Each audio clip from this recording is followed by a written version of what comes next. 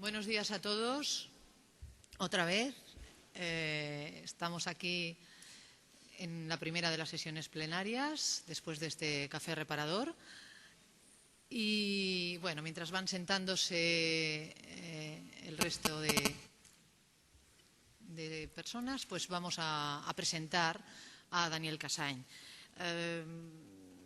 Es una alegría realmente poder comenzar el primer día de este congreso con la presencia de Daniel Casany.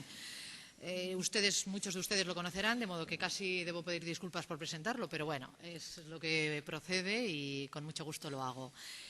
Si uno se atiene al currículo oficial de Daniel Casany, pues tendría que decir que es profesor de Análisis del Discurso de la Facultad de Traducció i Interpretació de la Universitat Pompeu Fabra de Barcelona, pero bueno, también que sus líneas de investigación van desde la literacidad crítica, lectura y escritura desde la perspectiva crítica, el análisis del discurso escrito, la didáctica de la redacción, la comunicación escrita, hasta también la lingüística aplicada al mundo de la empresa y a las instituciones o la comunicación científica. O sea que, como ven, un amplio espectro.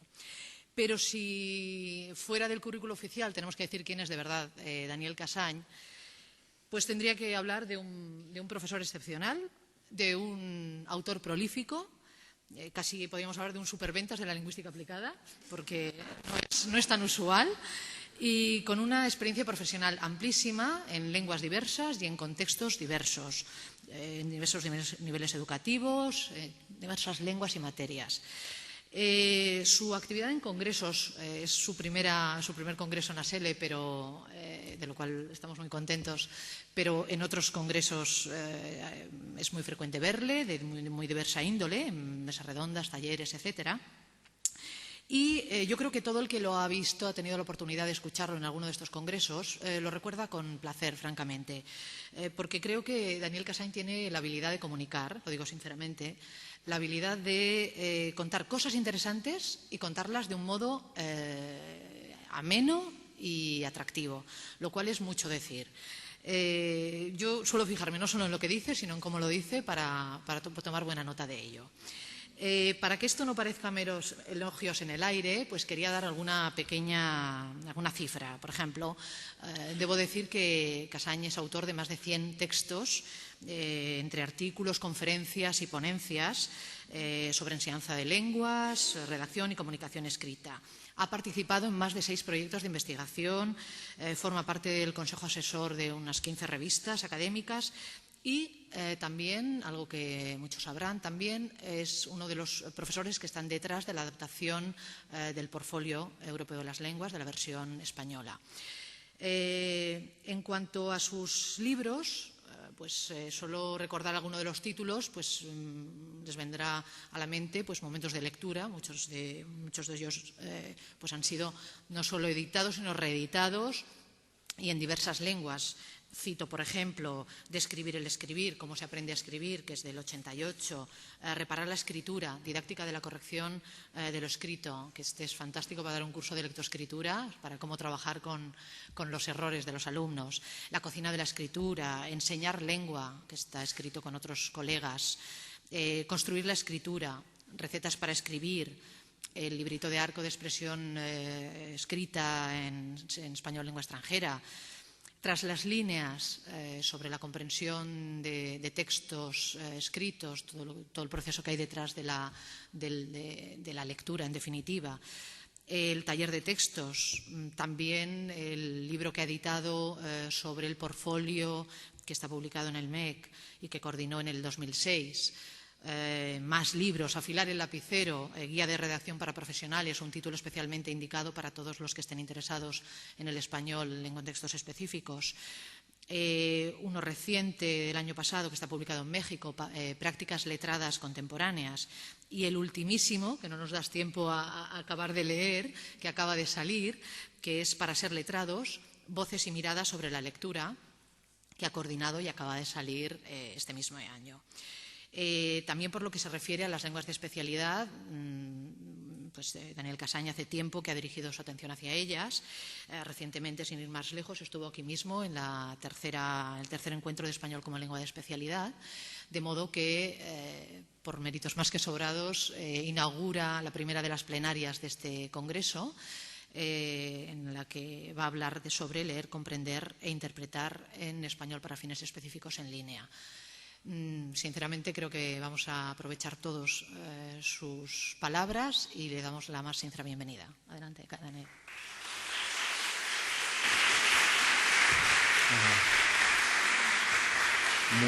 Muy buenos días a todos. Creo que he engordado 2 kilos en esta presentación tan elogiosa. Es cierto que es la primera vez que estoy aquí en ASL, pero no tengo la sensación de que sea así. Por muchos motivos, porque he estado aquí en este lugar fantástico otras veces y recientemente, pero también porque solo esta mañana y ayer he encontrado muchos amigos y muchos colegas de distintos lugares, de modo que tengo más la sensación de vivir un nuevo eslabón en una cadena que va siguiendo, ¿no? Y por otro lado también se despierta un poco de terror, porque lo más difícil es precisamente hablar con la gente que te conoce más o con la que has estado trabajando más. Es la que yo creo es la audiencia más difícil, es la que tienes que de algún modo decir algo nuevo, ¿no? De modo que mi deseo en esta presentación es poder decir algo nuevo, poder aportar algunas reflexiones sobre los últimos trabajos que estamos realizando. El plural indica aquí pues, un grupo de personas que después presentaré y poder contribuir con algunas ideas y algunas reflexiones y algunas propuestas pues, en este tema de la enseñanza del español en contextos más especializados, ¿no? Y este es mi deseo. Y vamos allá. En primer lugar voy a presentar este plural, ¿no? ¿Quiénes somos? Y el enfoque que adopta mis trabajos y los que voy a presentar ahora. Voy a presentar 2 trabajos de este año. Uno se acaba de leer hace 15 días y otro es de hace un año, publicado, pero yo creo que no son muy conocidos. Y se sitúan en una perspectiva notablemente distinta de mis libros anteriores, que se han presentado ahora en una perspectiva sociocultural, crítica. Y entonces me parece importante explicar un poco cuáles han sido los cambios de esta orientación y por qué, ¿no? Porque algunas personas pueden haber leído trabajos míos de los años 90 que ofrecen una perspectiva totalmente distinta. Entonces no reniego de estos trabajos, pienso que siguen siendo interesantes, pero mi mirada sobre lo que es el aprendizaje de la lengua y de la lectura y la escritura ha cambiado en estos últimos años y me parece interesante explicar por qué y cómo, ¿no? En segundo lugar, voy a reflexionar un poco sobre la lectura de textos especializados en L, pero ya avanzo que mi ponencia trata más de lectura y de lectura en línea y de aspectos interculturales que de textos de especialidad.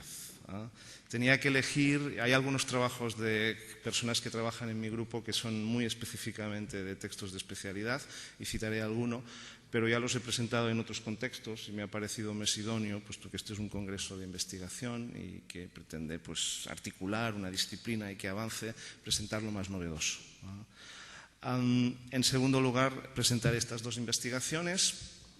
Una es leyendo páginas web sobre los efectos de la marihuana en el cuerpo, con niños de 13-14 años catalanoparlantes que leen español y en catalán. No es un contexto específicamente de L, sí que es un contexto de lectura de español en L2, ¿no? En segundo lugar, presentaré otra investigación que es cómo 2 estudiantes de español de Lettres Modernes de París 13 buscan información en Internet sobre las lenguas de España y cómo leen distintas webs y se manejan con el concepto de lengua y dialecto, ¿no?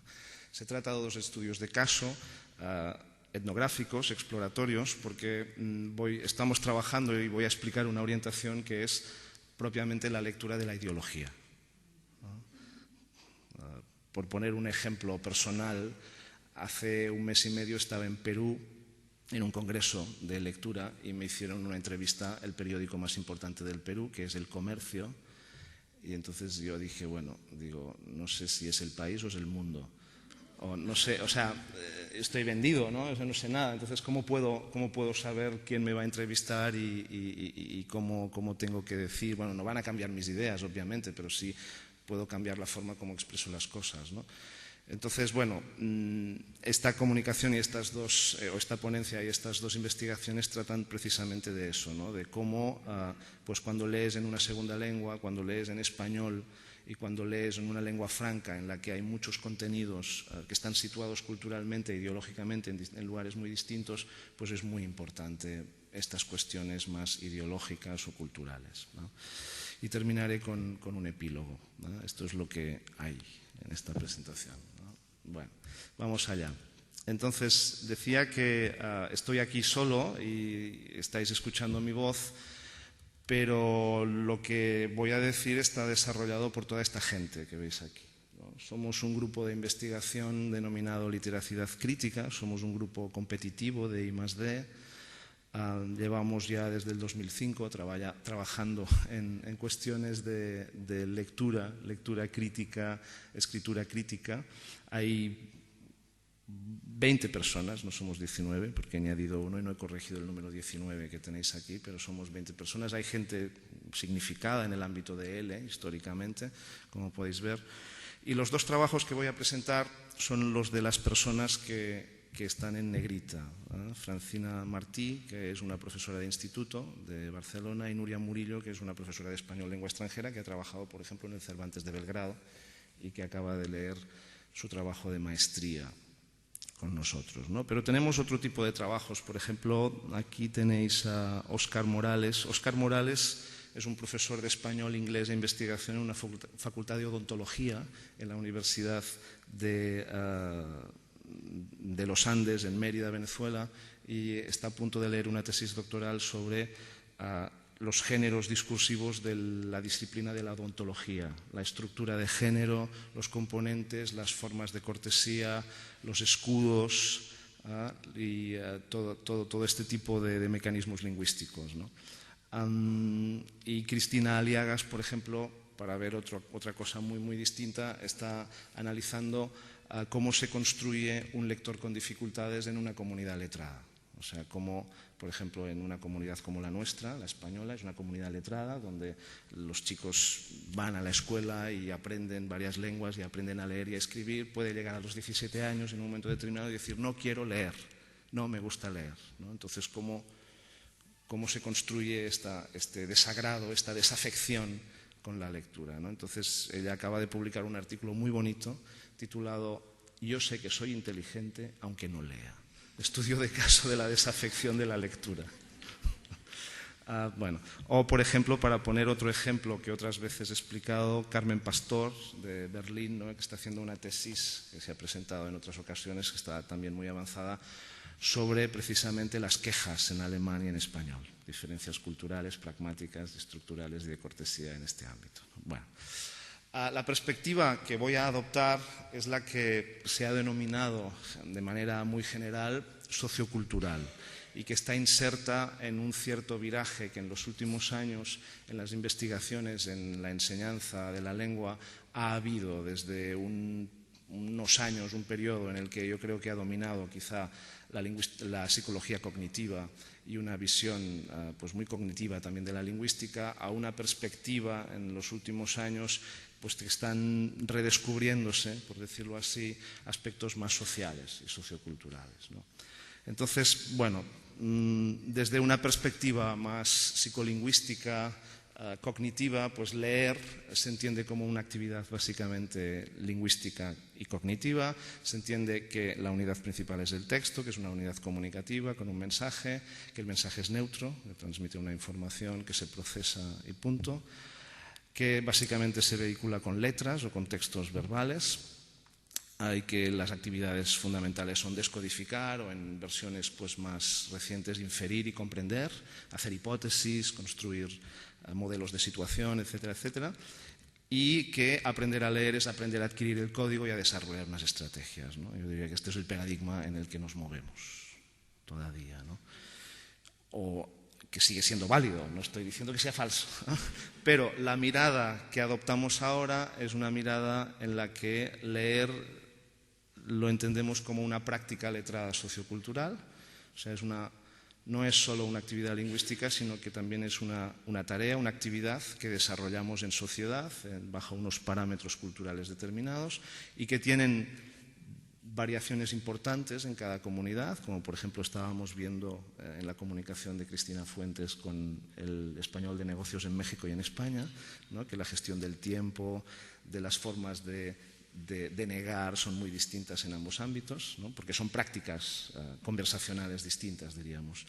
El texto se percibe como un artefacto político, social. O sea, la palabra artefacto viene de la antropología, de la etnografía, ¿no? Los textos son objetos construidos por las personas, que las personas utilizamos para desarrollar el poder, para ejercer el poder, para mantener el estatus, para legitimarnos, etcétera, etcétera, ¿no?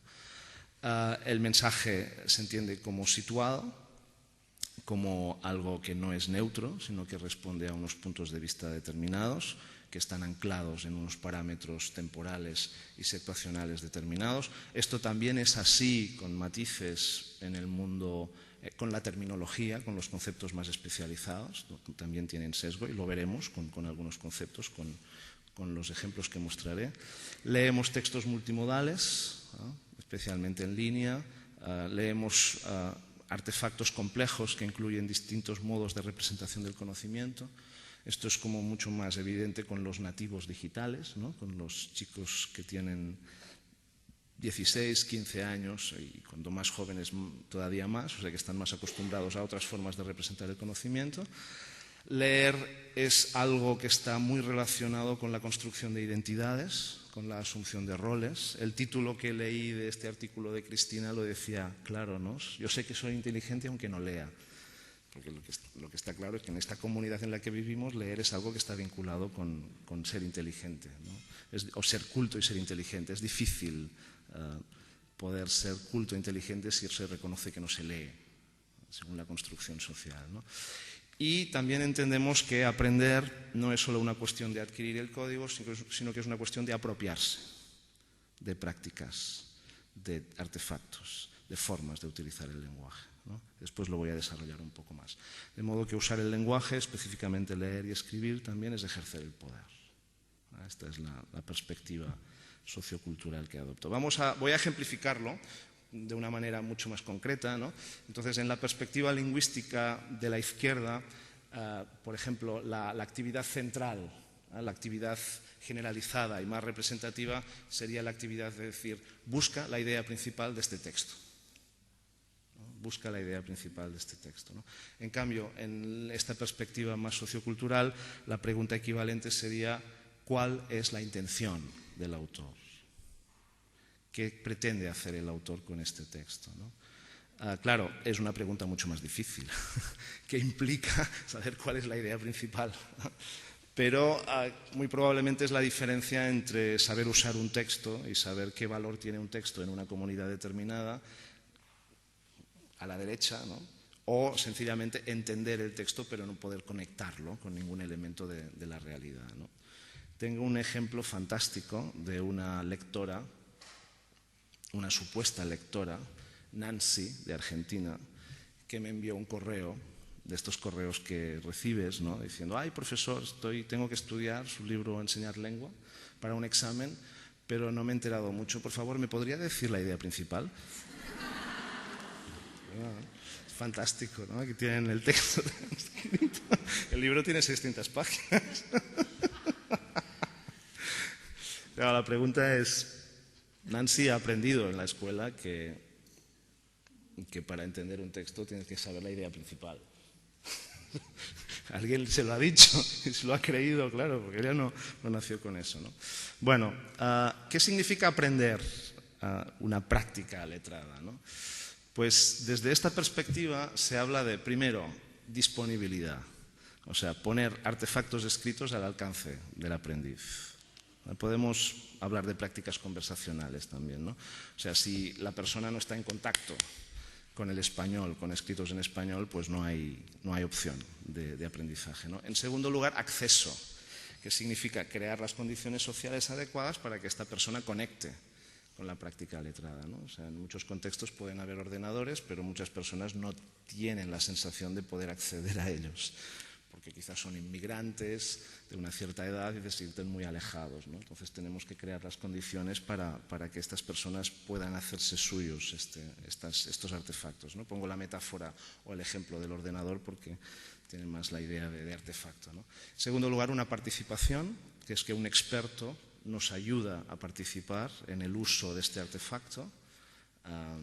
Experimentamos los roles que causa, los efectos que causa, los roles que asumimos y finalmente nos apropiamos de él, ¿no? Y empezamos a hacer cosas autónomamente, ¿no?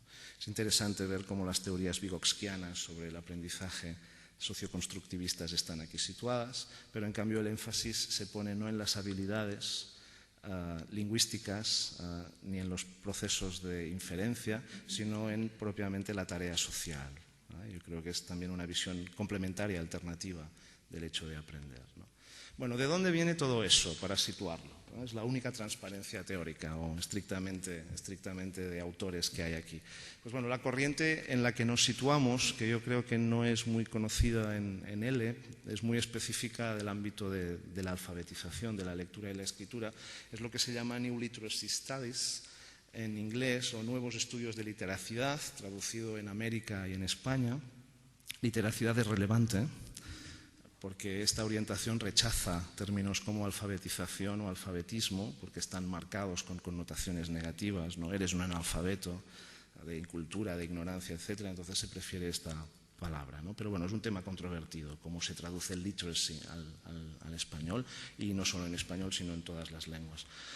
Entonces, bueno, toda esta corriente viene de lo que se llama la crítica a los estudios antropológicos llamados de la gran división, que son los estudios de estos autores, que yo creo que son muy conocidos, ¿no? Jack Goody, Walter Ong, David Olson y Havelock, no recuerdo el nombre, de antropólogos que sostenían que, bueno, que leer y escribir es la domesticación de la mente salvaje, ¿no? Es realmente, al aprender a leer y a escribir pasamos a ser personas distintas, ¿no? Entonces somos más inteligentes, tenemos un pensamiento más científico, etcétera, etcétera, más democrático. O sea que hay una literatura muy importante en esta línea, ¿no? Entonces, bueno, todo lo que es esta orientación que estoy presentando, pues surge de la crítica a esta idea, ¿no? Y de estudios etnográficos, como estos clásicos que podéis ver que son de los años 80, o sea que estamos hablando de algo que tiene ya una cierta tradición. Estudios básicamente de comunidades, vamos a ver, actuales, grupos de negros y blancos en Estados Unidos, en North Carolina, o por ejemplo de comunidades en otros continentes que pueden no haber desarrollado las formas de cultura occidental, ¿no? Como el caso de Scribe y Cole. Entonces, estos estudios que cuestionan lo que dice antes, ¿no? Lo que dicen Goody, Ong y Olson, ¿no? Diciendo, no, mira, en Occidente quizás sí que el aprendizaje de la lectura y la escritura ha supuesto pues, un desarrollo en la comunidad y en las personas, pero en otros lugares no, y no hay una relación biunívoca entre estos dos aspectos, ¿no? Entonces, bueno, a partir de aquí se desarrollan todo un conjunto de estudios, y aquí vienen ustedes una lista muy larga de autores, que tienen pues algunos de los autores más reputados, que escriben básicamente en inglés.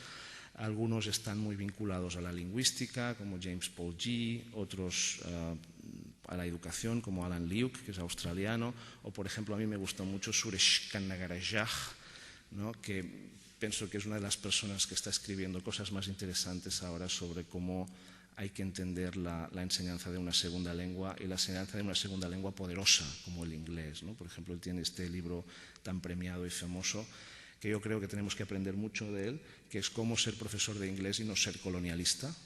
O sea, yo me apunto a ser profesor de español con una actitud más de respeto hacia todas las lenguas, sin actitudes prepotentes o arrogantes, ¿no?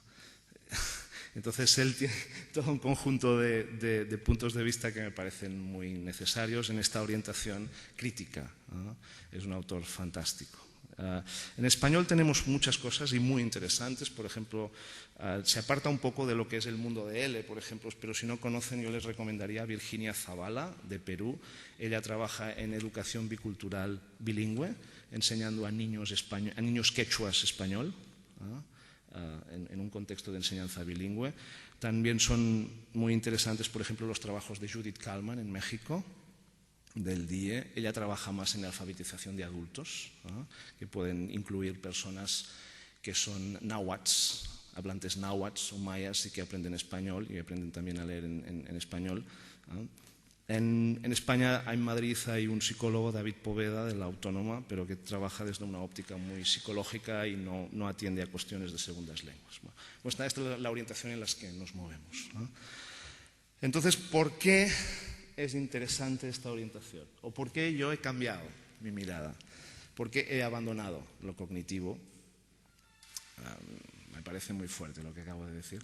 O sea, me sigue interesando mucho lo cognitivo, pero es cierto que pues, empiezas descubriendo un libro y dices, ay, pues esto está muy bien, luego lees otro libro y acabas pues, cambiando tus métodos de investigación y haciendo más etnografía y haciendo otro tipo de trabajos, ¿no? Entonces he encontrado, creo que son 5 o 6 motivos. El primer lugar es porque esta perspectiva yo creo que incluye consideraciones sobre las particularidades históricas, sociales y culturales de cada comunidad de habla, ¿no? Entonces, desde este punto de vista me parece que ofrece una explicación y un marco de referencia mucho más interesante para él, ¿no? Porque estamos escuchando, ¿no?, la importancia que tienen pues, los aspectos socioculturales, pues que los alemanes o los europeos que quieren hacer negocios en español no solo quieren, por seguir con el mismo ejemplo que mencioné antes, no solo quieren conocer las estructuras de un diálogo de negociación para hacer negocios o las cartas y los textos, sino que también quieren poder interactuar efectivamente, y eso requiere saber las particularidades culturales de cada comunidad, ¿no? Entonces yo creo que esta perspectiva claramente incluye estos aspectos porque entiende el uso lingüístico desde una perspectiva muy antropológica, viendo todo el conjunto, ¿no? En segundo lugar, también atiende a las especificidades epistemológicas y socioculturales de cada ámbito de especialización, que eso también es importante. O sea, los negocios en español funcionan de un modo, pero el derecho funciona de otro. Y hay diferencias muy importantes entre los textos del ámbito jurídico o judicial y los textos del ámbito de los negocios, ¿no? Y no tiene nada que ver si leemos textos de literatura o de historia, ¿no? Y si leemos cosas de ingeniería se mueven por parámetros totalmente distintos, ¿no? Entonces, cuando hablamos de cuestiones culturales no nos referimos solo a variaciones geográficas o históricas, sino que también nos referimos a variaciones epistemológicas en disciplinas distintas del saber, ¿no? Entonces, esta perspectiva también atiende claramente a esta orientación, ¿no? En tercer lugar, incorpora una perspectiva crítica en el aprendizaje lingüístico que me parece muy relevante. Yo creo que todos, bueno, es imposible ser neutro políticamente, ¿no? Entonces, hasta cierto punto, con más moderación o menos, pues todos estemos implicados en la construcción de un mundo más igual y más respetuoso. Y en tercer lugar, es coherente con otras cosas interesantes que se han desarrollado hasta ahora. En concreto, es coherente con todos los estudios de análisis de género discursivo, o sea, todos los trabajos a partir de John Swales que exploran la estructura de los principales tipos de texto y que son muy probablemente algunos de los trabajos más importantes en lo que sería la enseñanza de un idioma de especialidad, ¿no? Los géneros propios, las estructuras, etcétera, pues yo creo que es perfectamente compatible con esta orientación. De hecho, los últimos trabajos de John Swales adoptan poco a poco una visión más sociocultural, hablan de prácticas, que es un concepto típico de esta orientación, e incluyen aspectos claramente del entorno y del contexto inmediato de los usos lingüísticos, ¿no? Que no son estrictamente lingüísticos, ¿no?